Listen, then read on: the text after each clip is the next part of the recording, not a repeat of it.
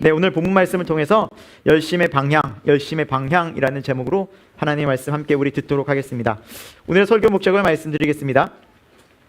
오늘 설교를 통해서 우리가 세상을 살아갈 때 이 세상을 지향하는 열심이 십자가에서 죽고 하늘을 지향하는 열심으로 바뀌게 하는데 설교 목적이 있습니다. 우리가 살아가면서 우리 인간은 두 방향으로 살아갑니다. 이 세상을 추구하고 이 세상의 것들을 바라보고 그렇게 그것들을 얻기 위해서 온 힘과 모든 또 돈과 모든 에너지를 쓰는 사람들이 있고, 예수님 믿고 십자가의 권능으로 거듭나서 이제는 이 땅의 소망이 있는 것이 아니구나, 저 하늘의 영원한 하나님 나라 부활 소망을 갖고 저 하늘을 소망하면서 지향하며 살아가는 사람들이 있다라는 사실입니다. 오늘 말씀을 통해서 우리는 이 두 지점을, 그리고 나는 어디에 속해 있는지, 나는 어떻게 살아가야 하는지에 대한 분명한 우리의 안에 삶의 방향성들이 정해지는 저와 여러분 되기를 소망합니다.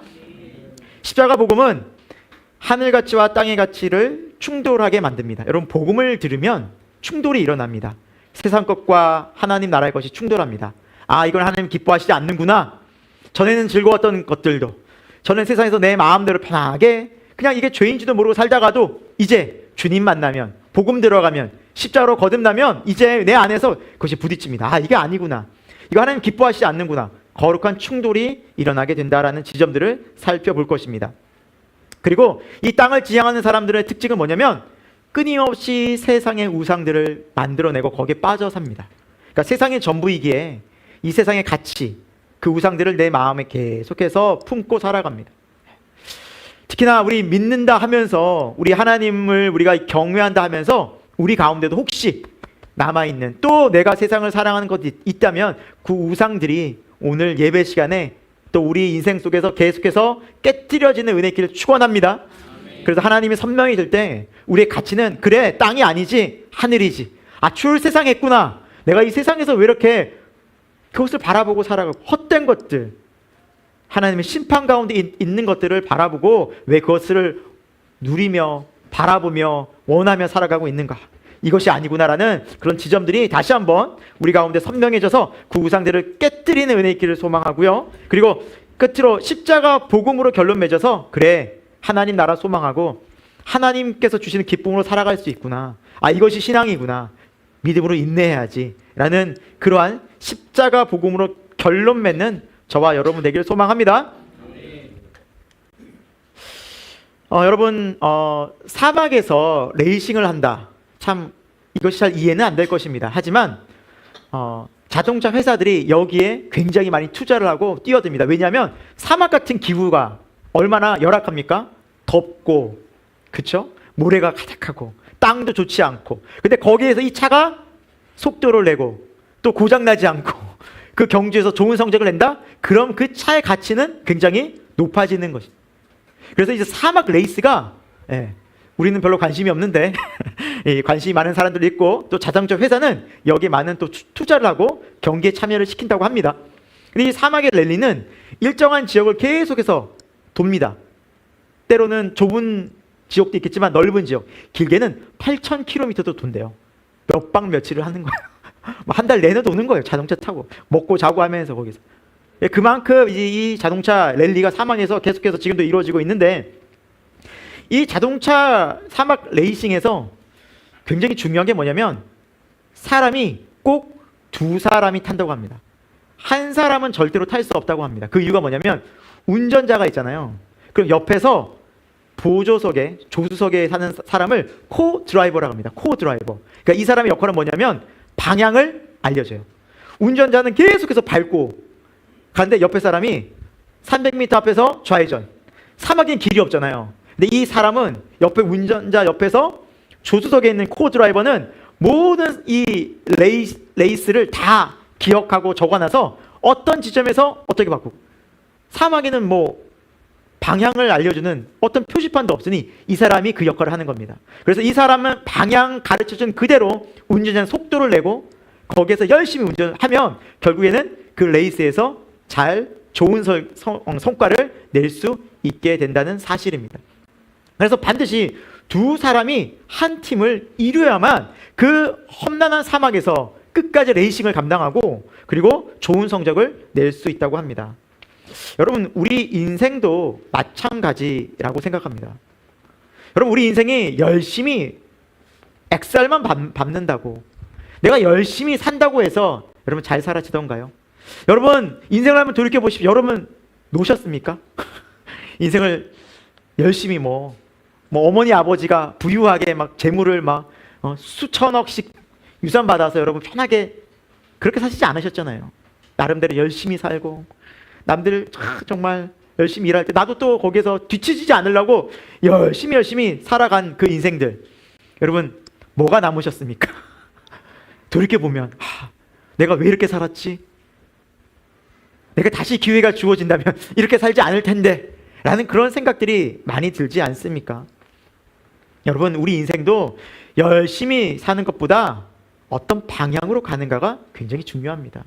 그래서 우리가 잘 아는 말이 있잖아요. 열심보다 방향이 중요합니다. 잘못된 방향으로 열심히 가잖아요. 그러면 돌아와야 돼요. 그 열심히 간 만큼 다시 백을 해야 돼요. 후회하고. 열심히 사는 것보다 처음부터 방향 설정이 제일 중요하다는 사실입니다. 여러분, 오늘날도 우리가 자동차를 다 이제 운전하고 타고 다닐 텐데, 그래서 요즘에는 길을 갈 때도 그냥 뭐 걱정이 안 됩니다. 왜요? 내비게이션으로 목적지를 처음에 탁 찍고 갑니다. 그러면 어디를 가든 뭐 돌아가든 이 길로 가든 저 길로 가든 그 목적지까지 우리가 가는 길을 안내를 내비게이션이 해줘요. 그렇기 때문에 염려가 없어요. 불안하지 않아요. 뭐 길을 물으려고 길을 잘못 들어도 그냥 내비 따라가면 되는 거예요. 마찬가지예요. 여러분, 우리 인생이 이 광야 같은 곳에서 우리가 어디로 가야 할지 모르는 이 인생 속에서 우리가 무엇을 의지하며 살겠습니까? 사람들은요, 저마다 그래, 내가 힘이 있어야지, 그래, 내 능력으로 사는 거야 라고 말들은 하지만 결국 그 사람들도 누군가를 의지합니다. 어떤 사람이 잘 될 때 그래? 좀 배우고 싶다. 야, 요즘 이 책 되게 잘 나가, 베스트셀러야. 이 책 봐야 인생이 바뀐대. 그럼 그 책 보려고 사람들이 너도 나도 줄 서서 또 그 책을 구매합니다. 또 많은 매체들을 통해서 뭐가 잘 된다는지 찾아보기도 합니다. 그래서 그걸 따라가려고 합니다. 여러분, 사람은요 혼자 살 수 없습니다. 결국에는 무엇을 따라가고 무슨 정보를 얻고 그러면서 자기가 그것을 내 것으로 만들면서 살아간다는 사실입니다. 그런데 성경은 분명히 말씀합니다. 우리 인생은 따라갈 분이 있다. 우리 인생의 길을 알려주시는 분이 있다라는 거예요. 오늘 설교의 또 결론과 같은 말씀입니다. 요한복음 14장 6절이에요. 자, 같이 읽겠습니다. 시작.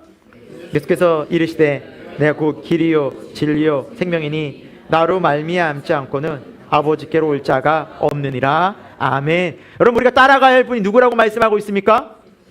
예수님이요. 내가 곧 길이라. Follow me. 나를 따르라. 예수님 말씀하시잖아요. 제자들에게 나를 따르라. 나를 따르라.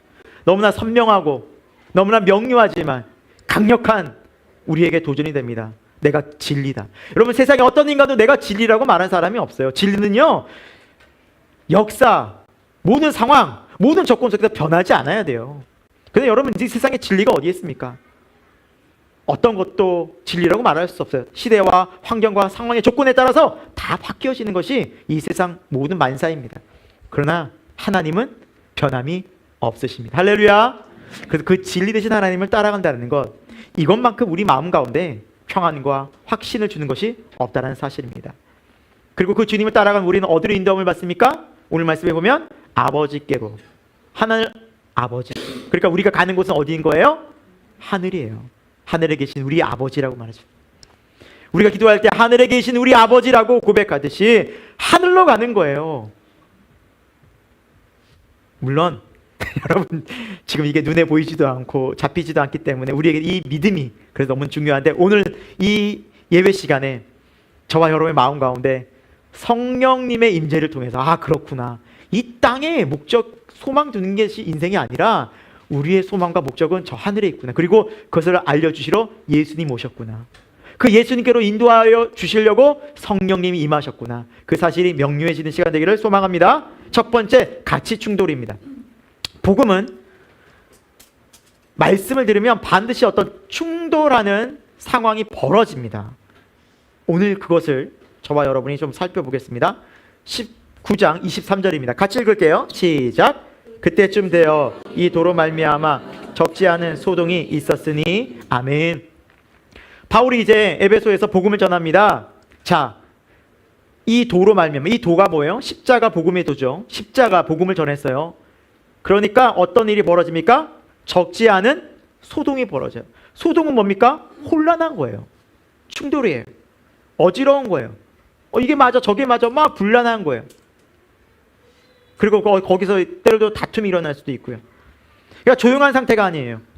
여러분, 그런데 우리가 상식적으로 생각하고 그냥 간단히 생각했을 때 복음 듣고 교회 다니고 성경 말씀 듣고 예수님 믿으면 혼란하고 그리고 막 이렇게 소동이 이루어지는 것이 아니라 평안해야 되고 화목해야 되고 문제들이 다 해결돼야 될 것 같은데, 오늘 말씀에는 뭐라 말씀하고 있습니까? 이 도로 십자가 복음을 들으니까 사람들이 어떻게 됐어요? 부딪힌 거예요. 소동이 벌어진 거. 왜 이럴까요, 여러분? 왜 이런 변화들이 나타났을까요? 잘못된 걸까요? 아니거든요. 복음은요, 들어가면 소동이 일어나요. 여러분, 복음이 우리 안에 거하면 우리 안에는 평강이 임합니다. 기쁨이 임합니다. 하나님 안에서 자유가 있습니다. 예, 죄에서 정말 해방되는 자유가 있거든요. 그런데 어디랑 부딪히냐면 이제 세상의 가치와 부딪히기 시작한다는 거예요. 여기서 소동은 이걸 얘기하는 거예요. 내가 예수님을 잘 믿었어요. 이제 전에 안 믿다가 어느 시점이 돼서 잘 믿었어요. 그러면 가족 중에서 그래서 한 사람이 딱 믿기 시작하면 이 사람은 가족들과 이제 100% 충돌합니다. 그럼 가족들끼리 야 이제 뭐 주말인데 여행 한번 가야지. 그러면 교회 다니는 사람은 어떻게 얘기합니까? 예배 가야 돼요. 너 지금 가족이 소중해, 교회가 소중해. 엄마 아빠가 먼저야, 지금 뭐 교회가 먼저. 이런 식으로 이제 가족들 안에 분란이 일어나죠. 친구들 사이에서 마찬가지예요. 그냥 친구들끼리 전에 막 어울려서 뭐 편하게 놀고 세상에서 막 즐기고 하다가 이제는 야 나 거기 못 가. 나 너희랑 이제 그거 못 한다. 야 나 이제 술 끊었다. 이렇게 얘기하면 너 어떻게 그럴 수 있냐고. 너 우리가 소중해, 교회가 소중해. 이제 친구들 사이에서도 그런 이제 다툼과 소동이 일어나기 시작합니다. 반드시 이런 가치 충돌이 반드시 일어나게 됩니다. 제가 전에 교회에서 이제 사역할 때 청년부를 담당하고 있을 때 한 청년이 집에서 혼자 교회를 다녔어요. 이 남자 청년이 혼자 교회를 다녔는데 이제 성령의 임재를 강력하게 경험했어요. 그러니까 뭐 이제 선명해지는 거죠. 예수님이 그리스도고 이제 내가 예수님을 따라 살아야 한다. 이제 주의를 거룩하게 지키며 예배하는 자가 돼야 된다. 그래서 그런 신앙생활을 잘 하다가 그 가족의 결혼식, 이제 가족의 잔치가 벌어진 거예요. 그래서 아버지가 야 언제 일요일 날 너 결혼식 누구 결혼식 가야 돼? 사촌이야 너. 너 안 가면 안 돼? 라고 이제 얘기를 하니까 이제 이 친구는 갈등을 하기 시작한 거예요. 부딪힌 거예요. 예배를 지켜야 되는데 예배 자리를 지켜야 되는데 어떡하나. 그리고 기도하다가 이제 하나님께 마음을 탁 단단히 이제 주셔서 먹고 아버지께 얘기한 거예요. 저 아버지 교회 가야 됩니다. 어떤 일이 벌어졌을까요? 네. 폭언과 폭행을 당한 거예요. 두들겨 맞았어요. 네. 그래서 맞고 교회를 나왔어요. 그래서 막 너는 이제 내 자식 아니다. 내 자식 아니다. 그러면서 이제 큰 핍박을 이제 당하게 됐죠. 네, 당하게 됐죠. 그러면서 이제 예배에 나오면서 그 친구를 보니 마음이 너무 안타까운 거예요. 안타까운 거예요. 기도해주고 했는데 그래도 다행히 감사하게 예배 위로받고 그 신앙을 지키기 위해서 그렇게 그래도 자기를 폭행한 아버지고 막 욕설한 아버지지만 가족들을 위해서 기도하고 그까지 아버지에게 계속 복음 전하려고 그렇게 살아가는 귀한 모습을 봤습니다. 여러분, 우리가 살아가면서 때론 예수님 믿는 것 때문에 욕도 듣고 예수님 말씀하셨잖아요. 너희가 세상이 나를 핍박했듯이 너희도 핍박할 것이다. 나를 미워했듯이 너희도 미워할 것이다. 그때 두려워하지 말아라. 내가 너희와 함께 할 것이다. 사랑하는 여러분, 우리 믿는 거 예수님 믿는다고 얘기했을 때 또 믿음을 표현했을 때 세상이 좋아하는 거 아닙니다. 여러분, 이거 괜히 껴맞추려고 하지 마세요. 우리는 세상으로부터 싫어하는 것을 이상히 여기면 안 돼요. 정말 말씀대로 살잖아요. 이해 못해요. 싫어하기도 하고요. 싫어하기도. 예수님께서도 이런 말씀하셨어요. 자, 마태복음 10장 34, 35절이에요. 같이 읽어봅니다. 시작. 내가 세상에 화평을 주러 온 줄로 생각하지 말라. 화평이 아니요 사람이 그 아버지와 딸이 어머니와 며느리가 시어머니와 불화하게 하려 함이니. 아멘. 여러분, 이 말씀을 잘못 이해하면 예수님 믿으면 가정 파탄 나는구나 라고 이해할 수 있어요. 네, 그런 의미가 아니에요, 여러분. 여러분, 세상에서 가장 가까운 사이가 어떤 사이예요? 가족이에요. 엄마 아빠 사이, 또 부부 사이, 또 어떤 권위가 있는, 가장 강력한 권위가 있는 사이가 부모와 자식 사이예요. 그리고 오늘 말씀해 보니까 35절에 보니까 며느리와 시어머니 사이예요. 여러분, 그 당시에 며느리와 시어머니 사이는 어떤 사이예요? 야, 여기 반항할 수 있습니까? 시어머니가 한마디 했는데 며느리가 아니요 어머니 그럴 수 없습니다 이럴 수 있어요? 아주 쫓겨나요. 큰일 나요. 죽는 거예요. 목숨 거는 거예요. 아니요라고 말했을 때. 근데 신앙적으로는 이게 부딪힌다는 거예요. 어머니 그럴 수 없습니다. 저 신앙 포기할 수, 이건 죽는 거예요. 그러니까 지금 가족과 그 친밀함보다, 그 권위보다 더 높고 더 먼저 돼야 된다는 것이 누구라는 거예요? 여러분, 예수님이에요. 하나님이에요. 왜요? 이게 우리의 근원이거든요. 여러분, 성경을 보십시오. 성경은 누구로부터 시작합니까? 우리가 어디로부터 나왔다고 그래요? 하나님으로부터. 하나님이 자기 형상을 따라 남자와 여자를 창조하시고. 여러분, 우리의 근원은 부모님이 아니에요.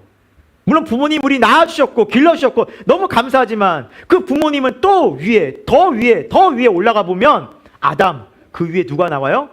하나님이 계셔요. 이것이 성경이 가르쳐주는 방향성이에요. 우리 누구로부터 왔다는 거예요? 하나님으로부터 왔다는 거예요. 우리의 뿌리는 하나님이에요. 하나님 없는 가족은 여러분 영원하지 않아요. 단지 이 땅에서 끝나요. 그러나 하나님과 우리가 연결될 때는 우리는 어떻게 돼요?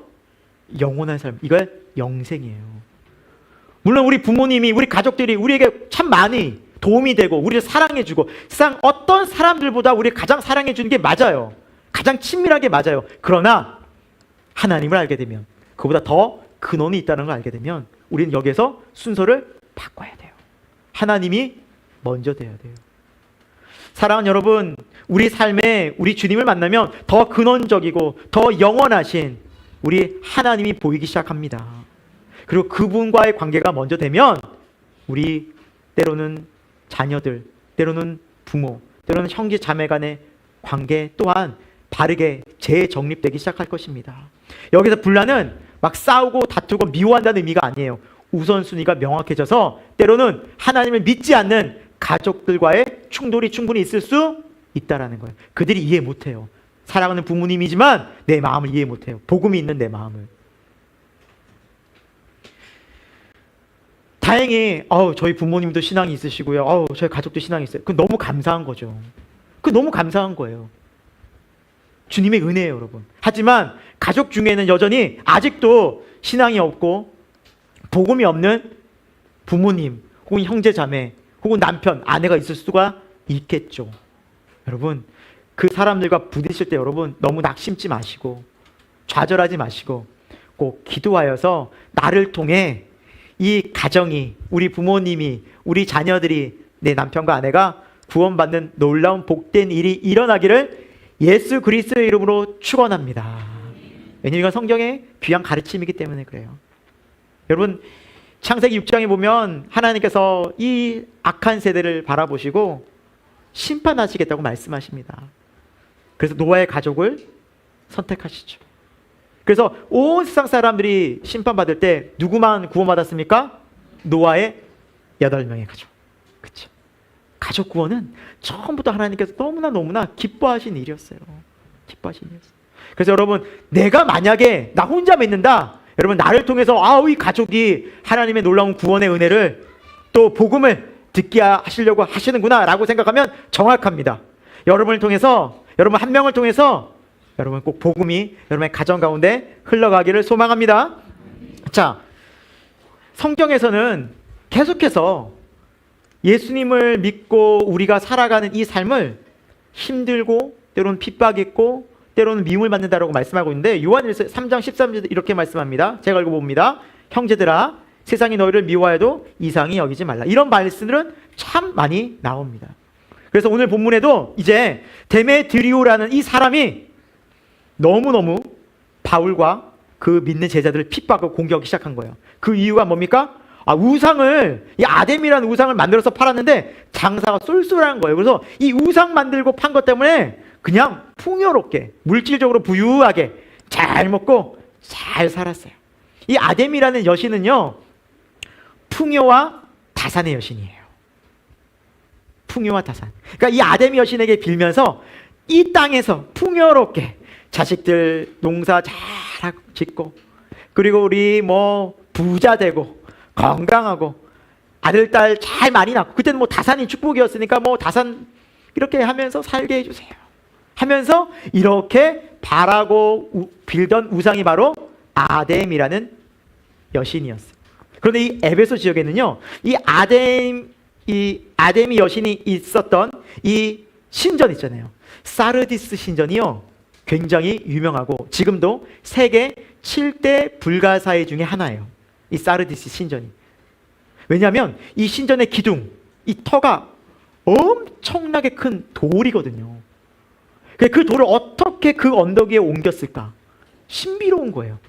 그래서 7대 불가사의 중에 하나라고 합니다. 이 아데미 여신이 있었던 사르디스 신전이. 그러니까 이 아데미 여신의 사르디스 신전은 에베소 사람들에게는 자랑이요, 그리고 우리의 큰 힘이었어요. 이건 무너지면 안 되는 거예요. 그런데 지금 계속해서 뭐가 충돌하고 있는 거예요? 십자가, 복음이랑 충돌하고, 예수 그리스도의 복음이랑 충돌하고 있는 거예요. 그러니까 이 데메드리오가 도저히 이건 용납 못하겠다. 그래서 우상 만드는 사람들이랑 탁 해가지고 누구를 핍박합니까? 바울과 그 일행들을 핍박하기 시작하는 거예요. 핍박하기 시작하는 거예요. 여러분, 반드시 이런 어려움들이 찾아오는데요. 우리 25, 26절 같이 한번 읽어봅니다. 시작.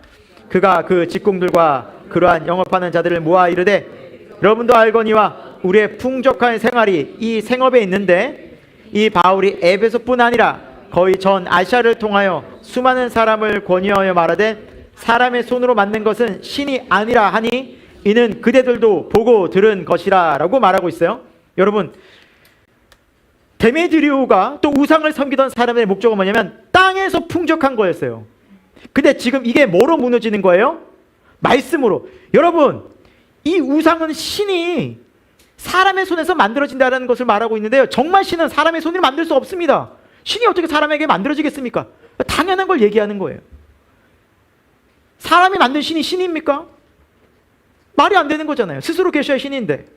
그래서 여호와의 뜻이 뭐예요? 나는 스스로 있는 자예요. 만들 수가 없는 거예요. 사람이 만든 신은 다 우상인 거예요. 그런데 이것을 알려주니까 데메드리오가, 그래서 아는 사람들이 안 돼, 이거 알면 안 돼. 왜? 잘 먹고 잘 살았거든요. 이 우상 숭배 때문에. 그러나 복음이 전해지는 건 진리예요. 이 진리가 들어오면요, 이 사람들이 영혼이 깨어나고 하나님을 진짜 알게 되고 그들의 삶이 변화되고 관심이 없어요. 계속해서 우상을 섬기게 해서 내가 먹고 이 땅에서 잘 먹고 잘 살아, 이 사람 이용해서. 이것이 우상을 섬기는 이 세상의 방향이에요. 그 뒤엔 사탄이 있죠. 오직 돈벌이, 오직 세상의 명예, 세상의 인기, 그걸 통해서 하나님의 진리는 철저히 가려버리는 것이 이 세상의 가르침과 이 세상 문명이고 문화들입니다. 그래서 어떻게 했습니까? 29, 30절에 보면 제가 읽어볼게요. 온 시내가 요란하여 바울과 같이 다니는 마게도냐 사람 가이오와 아리스타고를 붙들어 일제히 연극장으로 달려 들어가는지라. 바울이 백성 가운데로 들어가고자 하나 제자들이 말리고. 그러니까 이 데메드리오의 사람들이 무리를 져서, 야, 안 되겠다, 바울이랑 저 사람 다 잡아들이자. 저 사람 때문에 우리 생업이 막히고 이러다 우리 쫄딱 망하겠다. 야, 우리 여기서 가만히 있으면 안 돼. 바울 잡아들여. 저 사람 제자를 잡아들여. 그리고 어디로 29절에 데려갔어요? 연극장이었어요. 이 연극장도 제가 찾아보니까 그 당시에 있었던 에베소에 있던 노천 극장이거든요. 그 크기가 24,000명 규모가 들어가요. 야외 24,000명. 여러분, 24,000명의 규모의 스타디움은 엄청나게 큰 겁니다. 엄청나게 큰 거예요. 그 당시에, 그러니까 이렇게 많은 사람들이 이곳에서 우상을 섬기고 이곳에 모여서 그렇게 살았던 거예요. 이게 문명이 있었던 곳이죠. 그래서 그 사람들이 모여서 다 누구를 공격하는 거예요?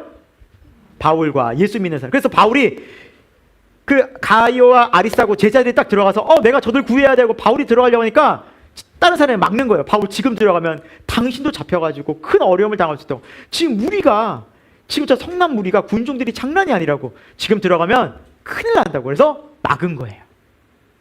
그러니까 엄청난 지금 소동과 난리가 일어나고, 그곳에서 이제 믿는 자들이 핍박을 받게 되고, 지금 이 성난 군중들로 인하여 어떤 일이 벌어질지 모르는 상황 가운데 있었다는 것입니다. 복음을 전하고 믿음을 드러내고 예수님을 전하고 했을 때, 여러분, 우리는 알 수 없는 세상의 공격들을 당할 수 있어요. 때로는 가정에서, 때로는 직장에서, 때로는 교회에서조차도 예수님 믿는 것 때문에 핍박을 당합니다. 여러분. 교회에서조차도. 여러분, 이 세상은요, 우상이 가득한 곳입니다. 우상이라는 단어 헬라는 아이돌론이라고 합니다. 아이돌론. 이 아이돌론이라는 헬라어에서 아이돌, 뭐예요? 우리 아이돌, 우리 청소년들 좋아하죠? 아이돌. 네, 뭐 춤도 추고. 우리 수요예배 때 저 뒤에서 보면 아이들이 춤추더라고요. 이렇게. 찬양은 아닌 것 같아요. 뭔가 댄스인 것 같아. 네. 뭐 저희 아이들도 뭐 아이돌 좋아하죠. 네. 그래서 뭐 같은 민호인데 왜 이렇게 다르냐고, 이민호가 있는데 왜 김민호는 다르냐고 이러면서 그래서 막 비교도 하고. 네. 아이돌, 연예인들 많잖아요. 이 어원이 아이돌이 여기서 우상에서 나왔어요. 아이돌. 아이돌이란 뜻이요, 뭐냐면 실체가 아닌 이미지란 뜻이에요. 모형이란 뜻이에요. 실체가 아닌 이미지, 모형. 그러니까 성경에서도 이 우상을 허상이라고 말하잖아요. 그러니까 실체가 아닌 거예요. 그러니까 자기가 원하고 바라는 것을 투영해서 만든 게 아이돌이에요.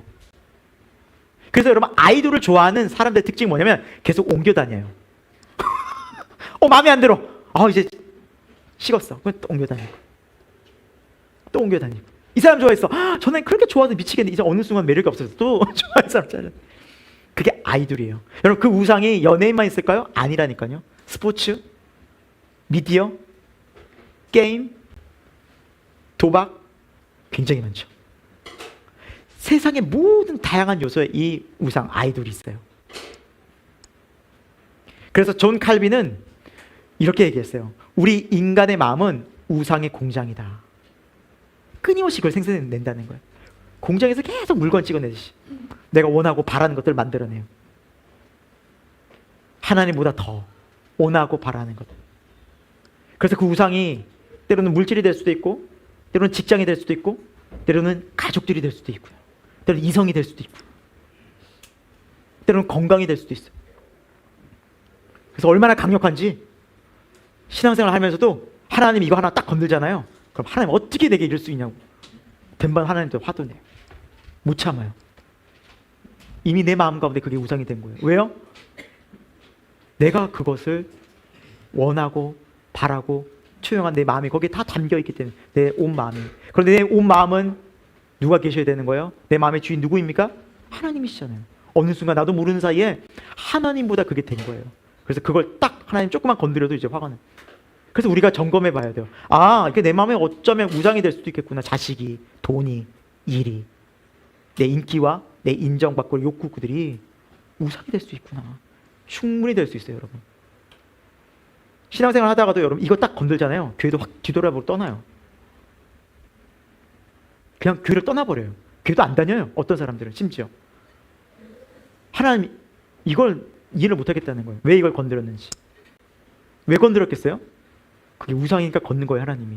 왜? 그 우상을 뒀다가는 죽기 때문이에요. 출애굽기 32장에는 이스라엘 백성이 시내산에서 이제 말씀, 십계명을 받고 율법을 받고 내려오는 모세를 기다리고 있었어요. 근데 시간이 점점 많이 지나가는 거예요. 더딘 거예요. 그러자 사람이 기다리다가 아론에게 얘기한 거예요. 아니 도대체가 모세는 언제 내려오냐? 우리를 인도한 신을 만들라. 그래서 아론이 야 너희들 금 있지 다 떼와라. 그래서 뭘 만들었어요? 황금 송아지를 만들었어요.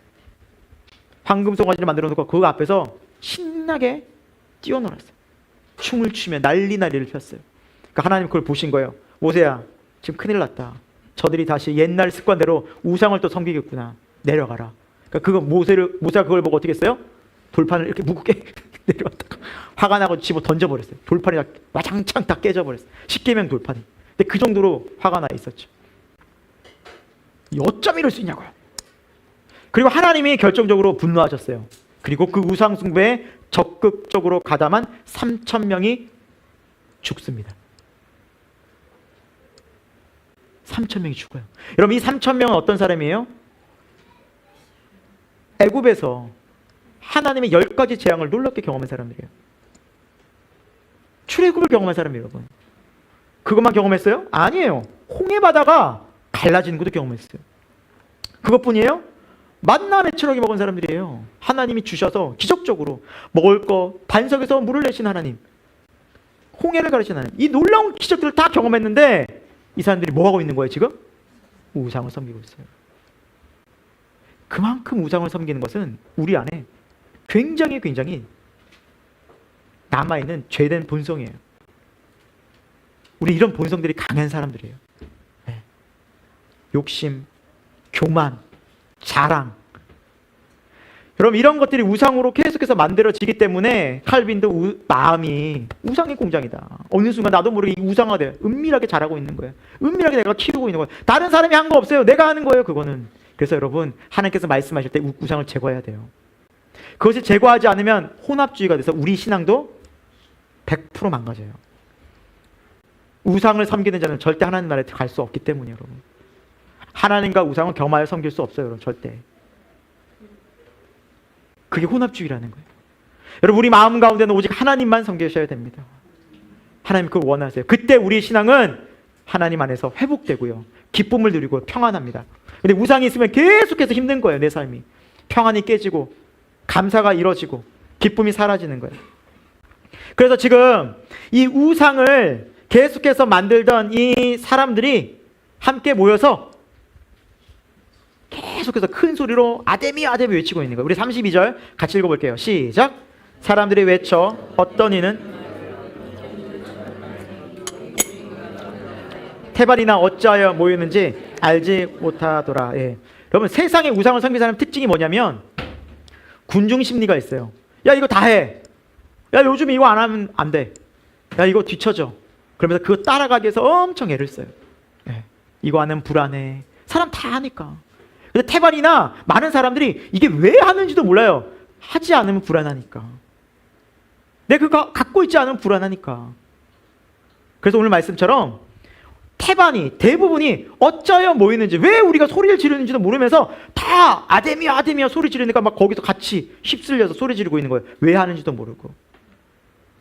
정확한 방향성이 없어요, 세상 사람들이. 왜 그 길을 가는지는 몰라요. 세상 사람들이 하고 있으니까. 뒤처지면 안 되니까. 나도 따라가지 않으면 뭔가 내가 손해날 것 같으니까. 그런 대부분의 사람들이 많다라는 거예요.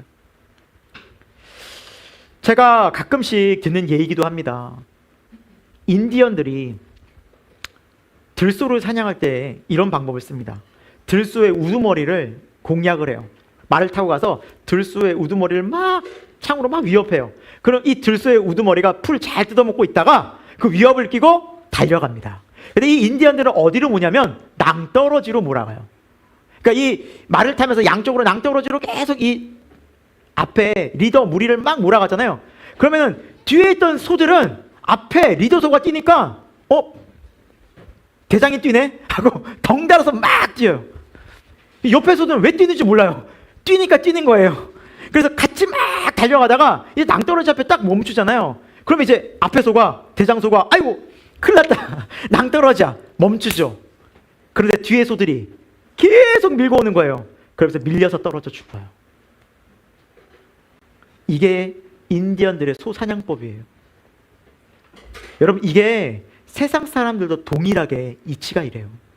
사탄이 어떤 부분에 이 공중 권세 잡은 자 사탄이 이 세상의 어떤 물질, 어떤 쾌락, 어떤 이 세상 것들을 도구로 삼아서 분위기를 몰아가면 그걸 앞에서 인도하는, 이걸 가지고 돈을 버는 상업적인 사람들이 있어요. 그들이 문화를 만들어가죠. 그래서 사람들이 이걸 또 쫓아가요. 그 쫓아가면서 어디로 가는지도 몰라요. 이거 안 하면 시대에 뒤떨어지는 것 같고 뒤처지는 것 같고. 그래서 온통 세상에 우리가 많이 보는 인터넷, 미디어, 영화, 드라마, 누가 이거 했대. 결국 그들이 보여주는 것들이, 그들이 나타내는 것들이 무엇입니까? 육신의 정욕, 안목의 정욕, 이생의 자랑입니다. 다 아버지께로부터 온 것이 아니라 세상으로부터 왔다고 성경은 말씀하고 있습니다. 이것이 없는 것이 뭐가 있습니까? 여러분, 세상에 우리를 계속해서 유혹하는 것들 중에 이것이 없는 것이 무엇이 있겠습니까? 그런데 이 사람들의 열정이 얼마나 강한지 34절에 보니까 크다 에베소 사람의 아데미야. 그러니까 아데미 여신에 계속해서 외우면 크다 에베소 사람. 그러니까 우리 에베소는 이 아데미가 있어서 우리는 자랑스러워. 이 아데미를 결코 우리는 놓칠 수 없어. 포기할 수 없어 하고 외치는데 몇 시간 했다고요? 2시간을 쉬지 않고 외치는 거예요. 얼마나 열정이 있는지 몰라요. 얼마나 열정. 난민촌이 아닙니다, 이 텐트. 2018년 BTS 공연을 보기 위해서 미국에서 텐트를 치고 기다리는 사람들이에요. 며칠 전부터 좋은 자리 들어가기. 2018년에 미국에서 뉴욕에서 공연이 있었거든요. 대단하죠. 뭐 지금도 이제 BTS가 공연하더라고요. 뭐 다니면서 아주 난리도 아니에요. 난리도. 아이돌이죠, 아이돌. 네. 여러분, 근데 뭐 이 사람들만 그럴까요? 아니에요. 우리도 세상에 뭔가 내가 마음에 들고 내가 좋아하는 거 있으면 여러분 돈 쓰는 거 아깝지 않죠? 시간 어떻게 가는지 모릅니다. 님은 재미있는 드라마로도 나와 보십시오. 넷플릭스 한번 클릭하면요 밤새입니다. 다음이 궁금해서 견딜 수가 없어요. 제가 얘기했잖아요. 저 신대원 다닐 때 성열 목사님에게 24시를 보고 제가 밤새도록 보면서 소개를 해줬어요. 근데 목사님이 안 보더라고요. 재미가 별로. 보다가 만 것 같아. 그쵸, 목사님? 다 봤어요? 아예 안 봤어요? 대단하다. 어떻게 안 볼 수가 있지. 네, 잘 안 봤어요. 봤으면 끝났어요. 이미 한 번 발을 들여놓으면 멈출 수가 없어요. 얼마나 잘 만들어요, 여러분. 다음 화가 궁금해서 견딜 수가 없는 거예요. 그것만 그래요? 스포츠. 그쵸. 그것만 그래요? 게임. 수많은 이 세상 것들이 우리를 유혹하고 미혹하고 마음을 빼앗죠, 여러분.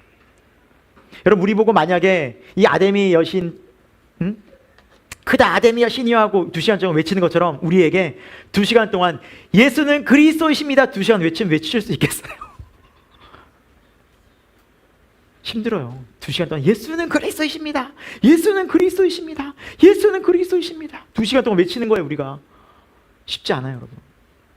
여러분, 드라마는 밤새도록 우리가 막 볼 수 있는데 여러분 밤새도록 성경 봐가지고 눈이 아파서 피곤해서 내일 출근하기 힘들겠는데 이런 분 제가 만나본 적이 없어요. 저도 신대원 준비 외에는 그런 적이 없어요. 정말 쉽지 않아요. 우리가 막 성경 보고 막 기도하고 하나님 만나고 싶어서 막 열심으로 막 이런 막 열망이 없는데 여러분 세상은요 그냥 뭐 돈 주지 않아도 뭐 하라 그러지 않아도 그냥 마음만 조금만 드리잖아요. 뭐 그냥 누가 뭐라 그래도 여기는 가야 돼. 누가 뭐라 그래도 이건 해야 돼. 온 마음 다 빼앗기지 않습니까? 그만큼 세상의 우상은 강합니다. 만만하지 않아요. 여러분, 그래서 신앙생활이 어려운 거예요. 그래서 성경은 말해요. 인내해라. 깨어 기도하라. 그러니까 쉽지 않다라는 거예요, 여러분. 신앙생활 왜 이렇게 쉽지 않지? 오늘 이렇게 오늘 주일날 예배드리고 막 말씀 같이 나누고 막 성도들과 교제하는데 내일만 되면 어때요, 여러분? 내일만 되면 바로 세상의 모드로 막 언제 그러냐는 듯 기억도 안 나고 이렇게 세상에서 막 어울려 살지 않습니까? 왜 그래요? 내가 이상한 게 아니라 믿음이 없어서가 아니라 세상이 그만큼 강한 거예요. 그래서 매일 깨어있지 않으면 우리는 살 수 없는 게 이 세상이에요. 그 세상은 우리를 데리고 가요? 하나님의 심판이에요. 사망이에요. 멸망이에요. 여러분 성경을 보십시오. 요한계시록을 보시면 다 그 얘기예요. 마지막이 큰 성 바벨론. 이 세상이 멸망한다는 거예요. 돈 가진 자들, 권력 가진 자들이 어느 순간 운다라는 거예요. 왜요? 후회하는 거예요. 이게 아니었구나. 진작에 내가 하나님 이미 늦은 거죠. 때가 늦은 거죠. 그래서 성경은 우리에게 이렇게 말씀합니다. 로마서 12장 2절 같이 읽습니다. 시작. 너희는 이 세대를 본받지 말고 오직 마음을 새롭게 함으로 변화를 받아 하나님의 선하시고 기뻐하시고 온전하신 뜻이 무엇인지 분별하도록 하라. 아멘. 여러분, 세대를 본받지 말라는 거예요. 여러분, 이 세대를 본받지 말라는 원래 헬라어 뜻은 뭐냐면 공장으로 물건을 찍어내다라는 뜻이 있어요. 같은 걸 계속 생산해내는 이런 거예요. 그러니까 같은 폼대로 똑같이 그들과 따라하지 말라는 거예요. 세상이 그렇다고 해도. 이렇게 안 하는데 야 요즘 유행 뒤처지는 거야. 다 그렇지 뭐. 저도 그런 얘기 참 많이 들었어요. 교회 다닌다고 군대에서 얘기하고 저 그래서 술 못 마십니다. 저 교회 다니기 때문에 뭐 이거 못합니다. 그러면 선임병들이 하나같이 하는 말이 그것이었어요. 야 얘도 교회 다녀. 너만 교회 다녀? 얘 교회 다니면 술 잘 먹어. 야 나도 교회 다녀. 근데도 괜찮아. 뭐 어때? 라고 다 얘기해요. 그거 따라가지 말라는 거예요. 여러분, 그래서 믿음의 사람들은 세상을 살아갈 때 기준이 하나님의 말씀이어야만 합니다. 다니엘의 세 친구 어땠습니까? 우상 앞에 그 재물, 고기 안 먹겠다는 거예요. 우리는 여호와 하나님을 섬긴다는 거예요. 그래서 우리는 채소 먹겠다는 거예요.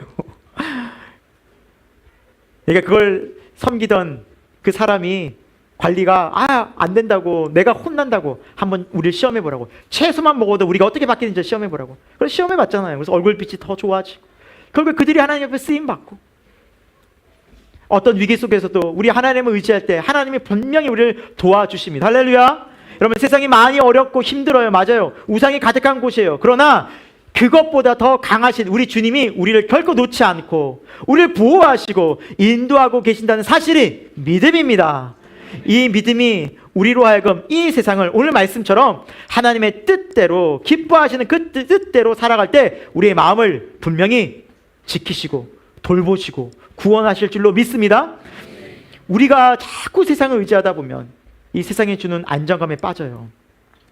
그래, 하나님도 믿어야 되지만 돈이 있어야 그래도 안전하지. 하나님도 믿어야 되지만 내가 그래도 안전하게 이런 관리도 잘해야 돼. 이게 내 안에서 계속해서 뒤섞이는 거예요. 어느 순간. 물론 여러분, 돈 벌지 말라는 거 아니에요. 돈 벌어야 돼요. 그러나 어느 순간 우리가 하나님보다 돈을 더 의지하게 돼요. 이거는 우상인 거예요. 영적인 유익을 구해야 돼. 하나님 말씀을 계속 듣는데도 불구하고 우리는 때로는 세상 살면서 육적인 유익을 구할 때가 많아요. 육적인 쾌락을 더 구할 때가 많다. 하나님의 말씀을 순종해야 돼. 그래, 말씀대로 살아야지. 생각을 하면서도 정말 중요한 순간에 내 이성적 판단을 내려요. 그래도 내가 이렇게 그렇게 이 생각대로 가야지 뭐. 내 경험대로 판단하고 살아간다. 여러분, 이때가 중요한 거예요. 이때 우리의 마음이 다시 주님을 찾고 주님을 의지하고, 그래, 주님이 나의 피난처시지. 주님이 나의 도움이시지. 내가 이 육적인 만족을 위해서 무엇을 하고 있나? 영적인 걸 추구해야지. 라고 계속해서 바꿔가는 게 바로 성령의 사람인 것입니다. 성령의 인도하심을 받는 사람인 것입니다. 그때 우리는 성장하고 바뀌어집니다. 그리고 하나님을 경험하기 시작합니다. 이것이 신앙생활이에요. 그리고 이것이 승리하는 믿음입니다. 사랑하는 여러분, 한 주간 우리가 우상으로 가득한 세상에서 분명히 살아갑니다. 그때 어떤 마음으로 살까요? 우리 이 싸움을 또 할 거예요. 100% 부딪혀요, 여러분. 하나님 말씀과 내 생각, 영적인 것과 육적인 것 100% 부딪혀요. 하나님보다 내가 더 안정감을 누리는 무엇. 근데 그때 우리가 하나님을 더 의지하고 다시 기도하고 우리 주님 말씀을 따라가는 저와 여러분 되기를 축원합니다. 끝으로 여러분, 이런 마음들이 어디에서 정립되어지고 우리의 우상들이 어디에서 우리의 마음이 다시 정돈되어지고 다시 회복될까요? 바로 십자가라는 거예요. 십자가밖에 없어요. 십자가를 통해서만 하늘나라가 선명해져요. 하늘로 가는 방향성이 선명해진다라는 사실입니다. 자, 갈라디아서 6장 14절인데요. 제가 이것은 새 번역으로 좀 찾아봤어요.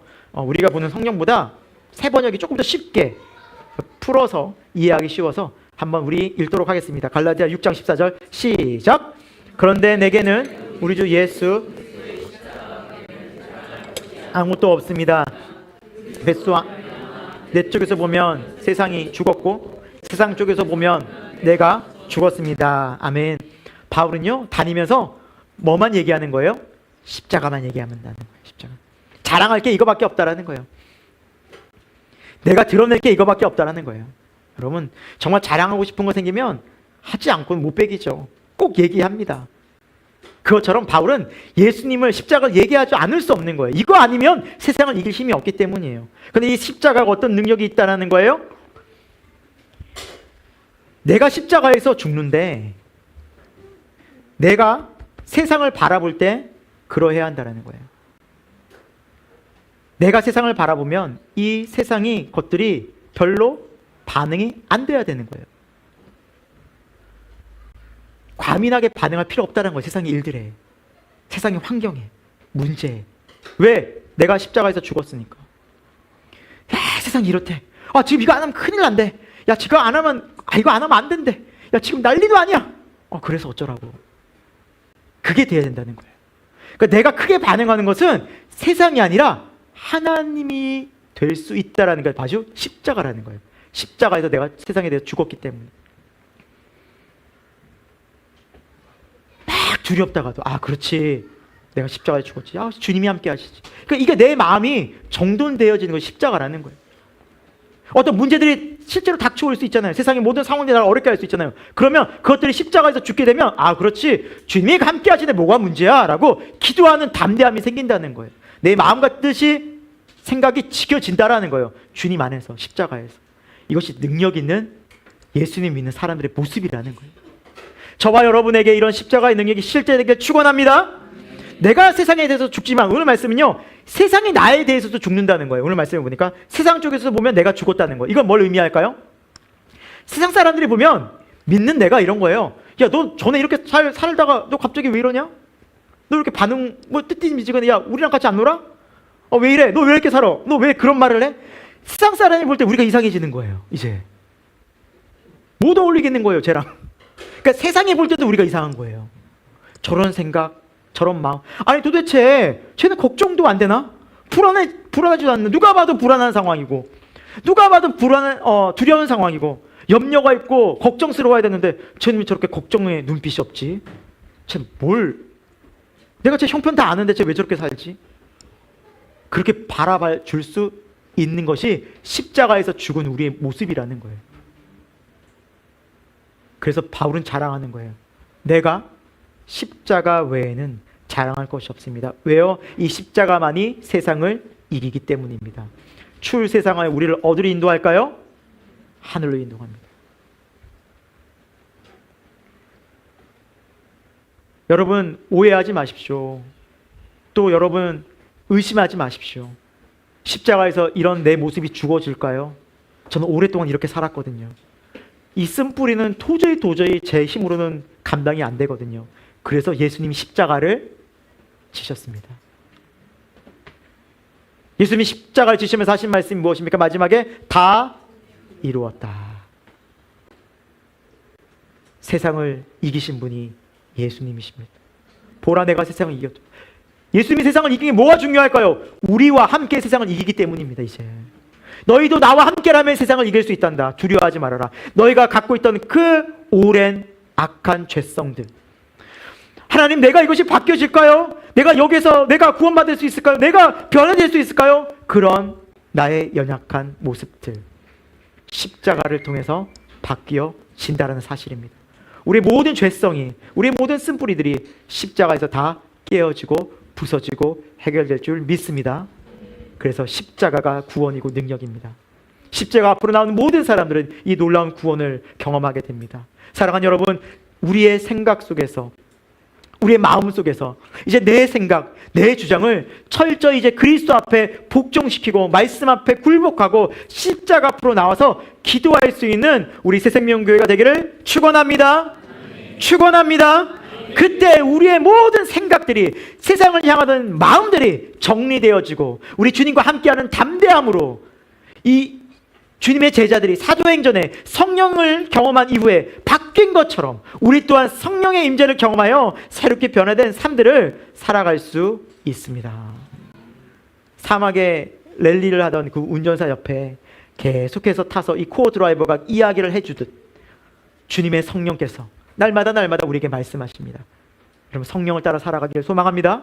아멘. 기도하십시오. 이제 말씀 보십시오. 여러분 애를 써보십시오. 그럼 하나님께서 어떻게 역사하시는지 반드시 말씀하십니다. 그 말씀하시는 주님을 저와 여러분이 꼭 만나서 이제 우리의 생각이 이 땅이 아니라 하늘로, 이 세상이 아니라 거룩한 하나님 나라로 목표가 선명해져서 목적이 분명해져서 이 땅을 살아갈 때 주님과 함께 돈을 벌고 주님과 함께 사람들을 만나고 주님과 함께 여행을 가고 기쁘게 살아가길 소망합니다. 여러분, 예수님 믿어도 기쁘게 돈 벌 수 있어요. 그리고 기쁘게 주님 나라 위해서 쓰는 거예요. 예수님 믿어도 여러분 스포츠 즐길 수 있어요. 여행 갈 수 있어요. 네. 다 할 수 있어요. 그런데 주님과 함께 하기 때문에 더 즐거운 거예요. 사랑하는 여러분, 십자가와 연합이 된다면 우리의 마음은요 점점 하늘이 선명해집니다. 여러분, 성경을 찾아보면 하나님 나라가 얼마나 분명한지 모릅니다. 한 4가지로 좀 살펴보고 말씀을 마칠 거예요. 첫 번째, 하나님 나라가 왜 우리에게 중요하냐면 하늘 아버지 집, 즉 우리가 거해야 할, 영원히 거할 아버지 집이 하늘에 있기 때문이에요. 나중에 이제 그걸 소망하게 됩니다. 점점 이제 예수님 믿으면. 우리 말씀을 같이 봅니다. 요한복음 14장 2, 3절 시작. 내 아버지 집에 거할 곳이 많도다. 그렇지 아니면 너에게 일렀으리라. 내가 너희를 위하여 거처를 예비하러 가노니 가서 너희를 위하여 거처를 예비하면 내가 다시 와서 너희를 내게로 영접하여 나 있는 곳에 너희도 있게 하리라. 아멘. 여러분, 집 문제 많이 고민이 되시죠? 예, 뭐 없으신 분들은 언제 집을 가질까? 있으신 분들은 이 집을 어떻게 할까? 또 저 좋은 집을 이사 가고 싶고. 이 땅에서 끊임없는 집 문제가 있죠. 그러나 뭐 그것이 지금 이 땅에서는 여러분 크게 좀 우리가 달라지지 않아요. 이미 우리의 형편과 상황에서는 어떤 새로운 집, 더 좋은 집으로 가기에는 어렵지 않습니까? 거의 정해져 있잖아요. 저도 마음을 비운 지 오래입니다. 이건 넘을 수 없어요. 이 부동산 가격을 넘을 수가 없어요. 그러나 제 마음 가운데 소망이 있어요. 아, 하늘집이 있구나. 네. 하늘의 집은 모자람이 없습니다. 네. 이 세상에 어떤 좋은 집이 있다고 한들 그것 이상입니다. 성경을 보니까요, 하늘에 바닥이요, 길이요, 정금 같아요. 정금. 정금이 뭐예요? 여러분, 우리가 좀 밖에서도 그래서 솔직히 여기는 금값이 요즘 많이 올랐는데 그 금이잖아요. 그게 바닥이에요. 바닥 재료가 황금이에요. 그렇다면 말 다 했죠? 나머지 재료는 어떨까요? 비교가 안 되는 거예요. 소망을 가지고 살아도 됩니다. 네. 그래서 예수님도 말씀하셨죠. 여우도 굴이 있고 제비도 새끼들 보금자리가 있는데 인자는 머리 들 곳 없다. 나는 집도 없다라는 거죠. 근데 예수님이 언제 뭐 불안하고 내 인생이 왜 이래 이런 분이 아니잖아요. 왜요? 이 말씀처럼 하늘 아버지 집이 거할 곳이 너무 많아요. 거기서 영원히 살 건데 잠깐 있다가 갈 거 이것 때문에 왜 마음 빼앗기냐는 거예요. 집이 없으신 분들도 우리 주님 바라보면서 하늘나라 소망하는 삶을 살아갑시다. 네. 저도 그렇게 살려고 해요. 네. 네. 집이 없어도 집이 있으나 없으나 우리 주님이 소망되는 그 삶, 네. 또 주님 기뻐하는 그 삶, 너무 소망이 되고요. 땅과 비교할 수 없는 하늘나라 소망하면서 살아갈 때 넉넉히 살아낼 수 있어요. 자, 두 번째, 천국은요 하늘의 영광된 예배가 그곳에서 멈추지 않고 있어요. 요한계시록에는 사도 요한이 환상 중에 천국을 봅니다. 이 천국에서 예배가 막 너무나 영광스럽게 나타나는 걸 보는 거예요. 7장에 보면 9절에 이런 말씀이 있어요. 이일 후에 내가 보니 각 나라와 족속과 백성과 방언에서 아무도 능히 셀 수 없는 큰 무리가 나와서, 그러니까 수많은 무리가 나와서 종려가지를 팍 들고 어린 양 앞에서, 예수 앞에서 외쳐 이르되 구원하심이 보좌에 앉으신 하나님과 어린 양께 있도다. 우리 찬양은 있죠. 비전.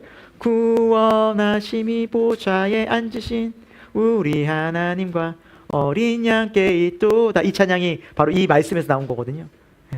그리고 하나님을 모든 이제 백성들이 경배하고 거룩한 백성이 찬양하는 거예요. 우리 12절만 같이 읽어볼까요? 시작.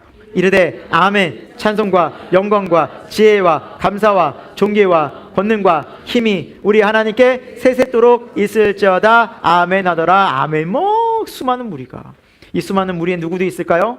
아브라함, 요셉, 모세, 다윗. 다윗이 그 앞에 춤추고 있을지도 모르겠네요. 다니엘, 베드로, 바울, 수많은 성경의 인물들, 우리 앞에서 믿음으로 살았던 수많은 믿음의 선진들, 또 우리 앞서간 믿음의 가족들 다 함께 모였어요. 아버지를, 하나님을 찬양하고 예수 그리스도를 찬양하고 함께 소리 높여서 즐거워하는 그 예배가, 하늘 예배가 있는 거예요, 영원히. 그리고 세 번째, 하늘은요, 하나님 나라의 잔치가 있다. 하나님 나라는 잔치와 같다라고 성경 말씀을 말씀하고 있는데, 요한계시록 19장 9절이에요. 우리 같이 한번 읽어봅니다. 시작. 천사가 내게 말하기를 기록하라. 청을 받은 자들은 복이 있도다 하고, 또 내게 말하되, 아멘. 하나님 나라는 어떤 비유가 또 있냐면 어린 양의 혼인잔치가, 잔치예요. 혼인잔치, 결혼잔치 같은 거죠. 예. 정말 결혼을 앞두고 또 있는 신랑과 신부들이 얼마나 그 결혼을 또 기다리고 준비합니까? 또 즐거운 잔치가 있습니까? 마찬가지로 하나님 나라에서 우리가 이제 주님을 만나는 거예요. 예수님을 만나는 거예요. 이 교회가, 공동체가 주님을 만나는 거예요. 모든 고난과 핍박과 환난과 이 모든 시험을 이기고 예수 그리스도의 십자가로 승리한 사람들이 외치고 주님 만나는 그 감격적인 그날 잔치가 있는 거예요. 기쁨의 잔치. 잔치에는 또 뭐가 있습니까, 여러분? 먹을 게 있잖아요. 음식이 풍부하죠. 예. 먹는 즐거움이 있고, 만남의 즐거움이 있고, 잔치에서 또 함께 만나서 즐거워하고. 그러니까 여러분, 천국은 여러분 즐거운 곳이에요. 기쁜 곳이에요. 어떤 분들은 이렇게 좀 오해하시더라고요. 아, 천국 가서 아무것도 하지 않고 편안하게 있으면 되게 무료할 것 같은데 절대 그렇지 않아요. 이제 오해하는 것이에요. 너무나 맛있게 먹고, 우리 각자 집도 있고 초대하고 이렇게 사람들이 만나요. 천국에서 다 만나요. 얘기하고 즐거워하고 예배하고 또 교제하고.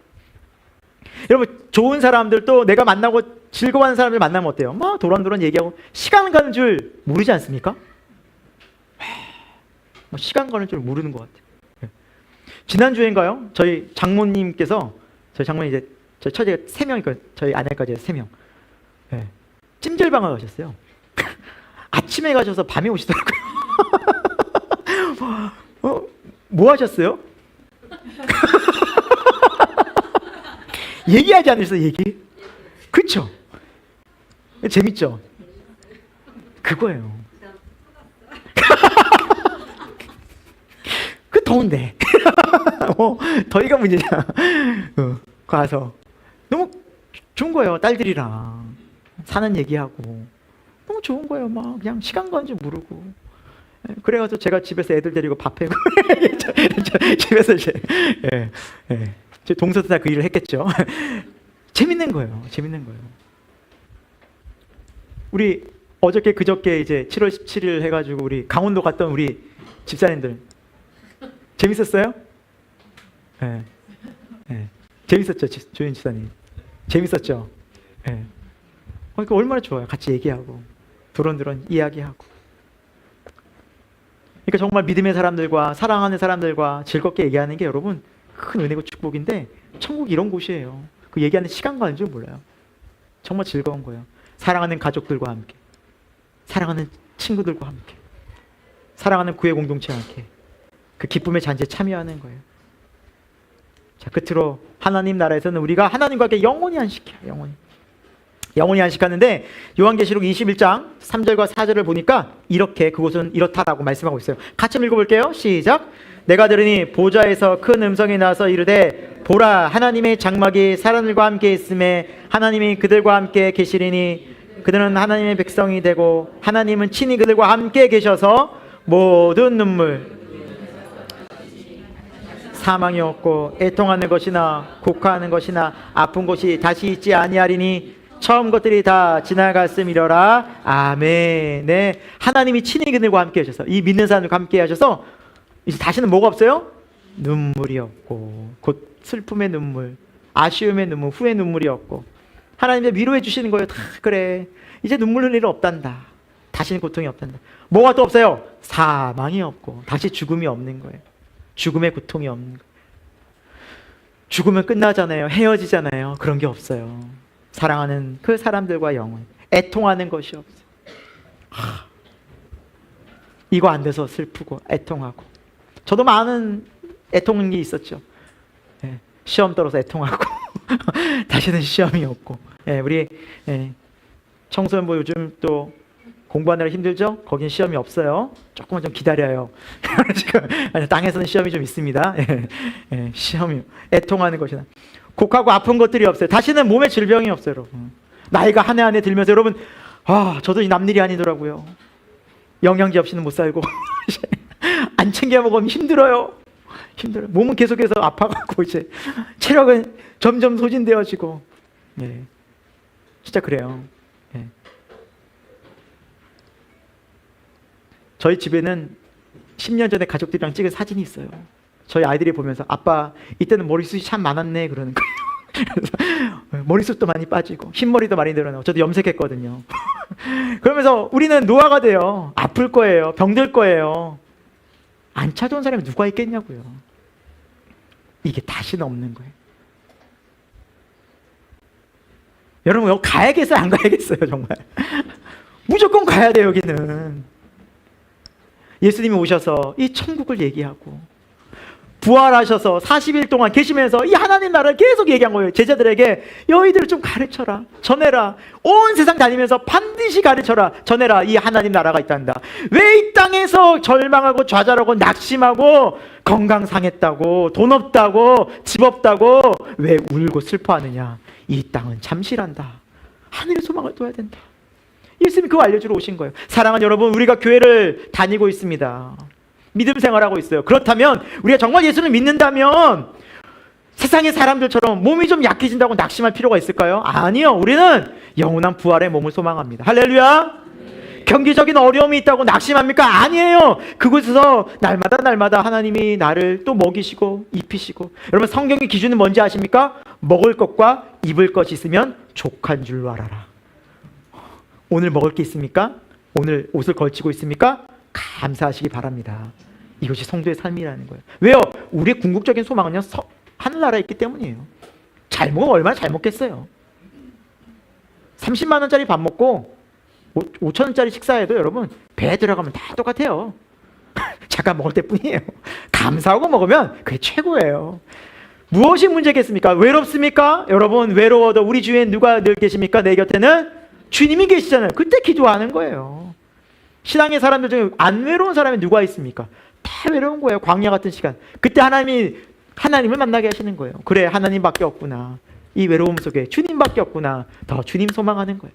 여러분 날마다 신앙생활은 이 땅에서의 문제, 아픔, 고통, 슬픔, 때로는 죽음이 문제가 사실로 다가오겠지만 우리에게 또 하나의 분명한 사실은 무엇입니까? 저 하늘에 우리의 소망이 있다는 사실입니다.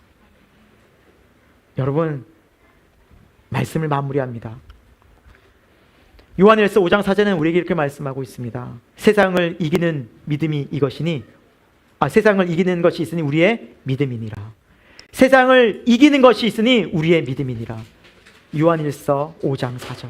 여러분 우리의 믿음이 세상을 이깁니다. 오늘 말씀에 이제 본문의 마무리가 어떻게 되냐면 막 폭동이 일어나려고 해요. 바울도 이 사람도 제자들도 어떻게 될지 모르는 상황 가운데 있을 때 거기에 관리인 서기장이 사람들을 진압합니다. 여러분 이러지 마십시오. 문제가 정말 있다면 정식 재판을 하십시오. 이렇게 무리하게 불법의 모임을 가지는 것은 옳지 않습니다 하고 그 모임을 다 흩어버립니다. 그리고 바울과 제자들이 풀려납니다. 다시 회복됩니다. 사랑하는 여러분, 우리의 삶을 살아가면서 이 세상에서 거룩한 충돌이 있을 때 어떻게 하지? 두렵구나. 어떻게 하지? 어떻게 하나? 걱정하지 마십시오. 우리 주님이 일하십니다. 주가 일하시네. 우리 찬양도 불렀잖아요. 주가 일하시네. 주가 일하시네. 내가 알지 못하는 그 방법으로, 내가 셀 수도 없는 그 수많은 하나님의 놀라운 방법들로 주가 일하고 계십니다. 그렇기 때문에 우리가 하나님 나라까지 넉넉히 찬송하며 감사하며 살아가게 될 줄로 믿습니다. 이 예수 그리스도의 은혜가 저와 여러분 가운데 실제되기를 축원합니다. 기도하겠습니다. 하나님 아버지, 우리가 오늘 하루를 살아갈 때 우리 안에 무엇이 있습니까? 우리 안에 우리 주님의 말씀이 선명하기를 소망합니다.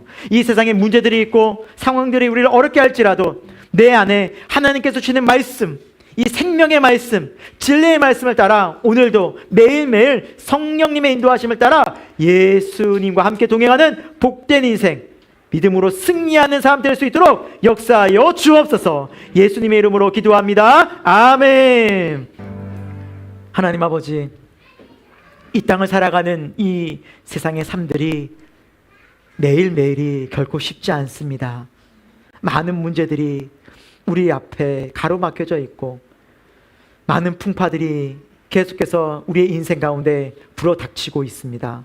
돈의 문제 앞에서, 건강의 문제 앞에서, 또 직장의 문제 앞에서, 가족의 문제 앞에서, 관계의 문제 앞에서 우리는 때로는 낙심되어지고 좌절되어지고 어려워할 때가 참 많음을 고백합니다. 그러나 하나님, 오늘 말씀처럼 다시 한번 십자가를 바라봅니다. 내가 예수님과 함께 죽고 함께 살아 이 세상을 이기는 믿음이 있는 그 십자가를 바라봅니다. 주여, 우리에게 큰 믿음 더하여 주셔서 주님과 함께 세상을 이기는 믿음 되게 하여 주옵소서. 보혜사 성령님을 보내주셨습니다. 날마다 성령님의 인도하심을 따라 다시 한번 기도의 자리에서, 말씀의 자리에서, 예배의 자리에서 우리가 하나님으로 우리 마음을 충만히 채워서 그 믿음으로 살아갈 수 있도록 역사하여 주옵소서. 내게 능력 주시는 자 안에서 내가 모든 것을 할 수 있느니라 우리 주님 말씀해 주셨습니다. 우리 능력 주시는 주님 안에서 우리가 모든 것을 해낼 수 있고 주님과 함께 나아갈 수 있음을 믿고 담대한 믿음으로 살게 하여 주옵소서. 하나님께 나오면서 마음과 뜻과 정성을 다하여 귀한 예물 드리오니 주여 기쁘게 받아주시고 우리의 삶의 모든 인생을 통하여 하나님 앞에 기쁨으로 우리의 마음을 드리고 물질을 드리는 복되고 거룩한 인생 되도록 도와주옵소서. 하나님, 그리고 우리 자라는 아이들이 있습니다. 다니엘 어린이부 청소년부 이 악한 세대 속에서, 우상이 가득한 세대 속에서 우리 주님만을 사랑하고 주님만을 예배하고 주님의 제자로 잘 성장할 수 있도록 저들에게 믿음 더하여 주옵소서. 지금은 우리 주 예수 그리스도의 십자가의 은혜와 하나님 아버지 그 영원하신 사랑하심과 성령 하나님의 감화 감동 역사하심이 오늘 말씀을 들으며 다시 한번 우리의 열심의 방향이 이 땅이 아니라 하나님 나라가 되기를, 저 하늘이 되기를 소망하고 다짐하고 결단한 우리 새생명교회 모든 교우들 가운데 저들의 마음마다 가정과 일터 가운데 지금부터 영원토록 함께 하시기를 간절히 축원하옵나이다. 아멘.